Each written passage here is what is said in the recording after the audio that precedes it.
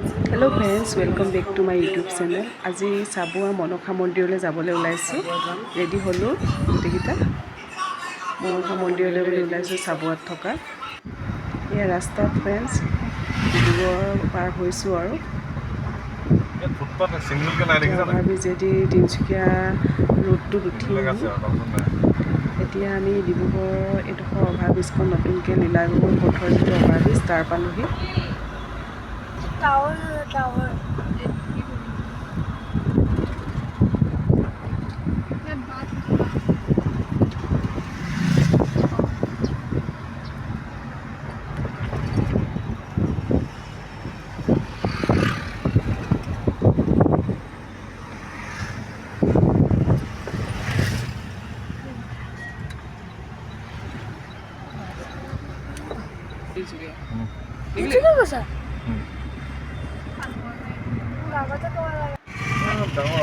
আমি গাড়ীতে আছোঁ আৰু অলপ সময় লাগিব, আধা ঘণ্টামান লাগিব চাবুৱা মনসা মন্দিৰ পাবলৈ।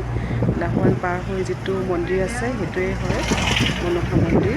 এতিয়া আমি গাড়ীতে, মোৰ ভণ্টি আহিছে আৰু এয়া মা আছে আৰু ছোৱালীজনী।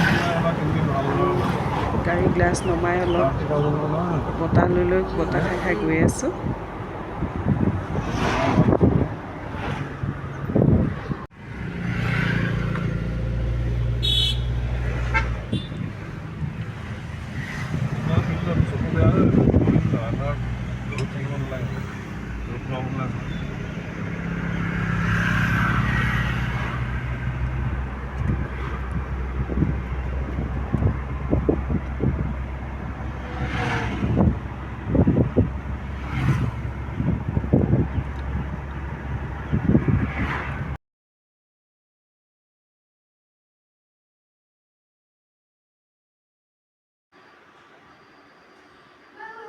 এয়া ফ্ৰেণ্ডছ আহি পাবহি হ'লহি, মন্দিৰৰ ওচৰ পালোহি আৰু 2 মিনিটমান সময় লাগিব আৰু মন্দিৰ সোমাবলৈ।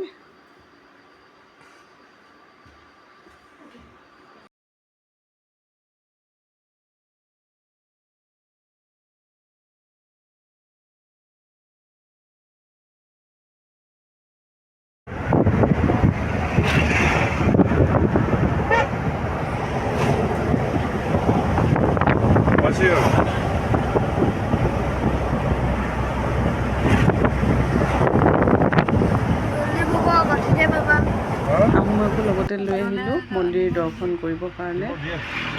এয়া মন্দিৰ পালোহি আমি আৰু গাড়ীখন বেক কৰিছে, ভিতৰলৈ ভৰাই দিব গাড়ীখন।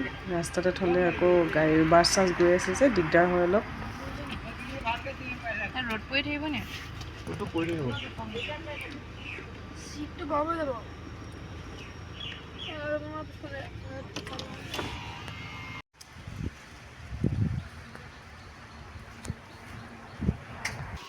এয়া ফ্ৰেণ্ডছ মন্দিৰৰ ভিতৰত সোমালোহি আমি।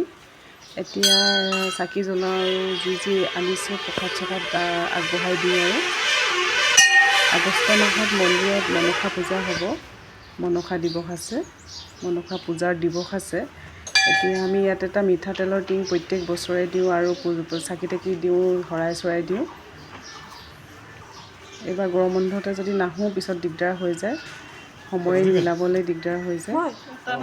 এতিয়া মন্দিৰৰ ভিতৰত সোমাইছোঁ আৰু এতিয়া চাকি বন্তি জ্বলাই ল'ম। এয়া মন্দিৰৰ ভিতৰতো অকণমান ভিডিঅ' বনাইছিলোঁ আপোনালোকক দেখাওঁ বুলি। মন্দিৰৰ ভিতৰৰ অংশ, এয়া চব দেৱ দেৱী ইয়াতে আছে।